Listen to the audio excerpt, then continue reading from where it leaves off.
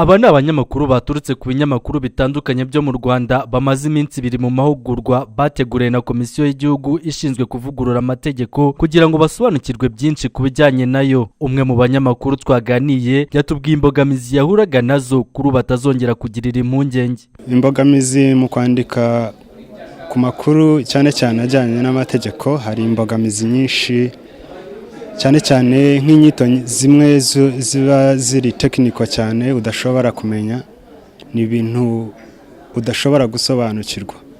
Ariko ubu ngubu maze kumenya muri terminology zimwe zikoreshwa mu mategeko, urugero nko gutandukanya police n'amategeko, kutabyitiranya n'ibindi bishamikiyeho by'amategeko, terminology zikomeye cyane ku buryo umuntu utarize amategeko adashobora kubisobanukirwa.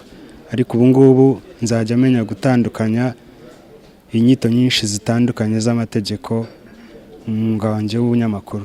Umuyobozi mukuru wa Komisiyo y'Igihugu ishinzwe kuvugurura amategeko yavuze ko hagiye hagaragara inkuru zitanditse neza bitewe no kutamenya iby'amategeko. Gusa nongeraho ko hari icyizere ko ibi bitazongera. Hari ibyo tujya tubona mu makuru wabisoma ugasanga ibyo umuntu yanditse atari byo cyangwa se bituzuye neza, atari uko ashatse kubyandika nabi, ariko ubundi ari uko atabyumvise neza cyangwa se ari uko atakoze ubushakashatsi bukomeye bwo gutangira nk'ibyo twavuganye, nuko iyo bandika ku itegeko bagomba no kugerageza kurisoma, cyangwa se bagomba no kudutelefona bakatubaza bati iki kiravuga iki, ariko nabo bakaryisomera.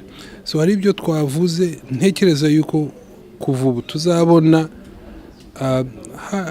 habaye impinduka, abantu tuzabibona uko bizaba, ariko uko nabibonye n'ukuntu babifashe, nabonye babifashe neza kandi babikunze, ngira ngo tugiye kubona hahindutse ikintu. Nyuma y'aya mahugurwa aba banyamakuru bahaye impamyabumenyi zigaragaza ko bahuguwe mu gukora inkuru zifite aho zihurira n'amategeko, cyane ko mu kazi kabo ka buri gihe bahura nayo kenshi.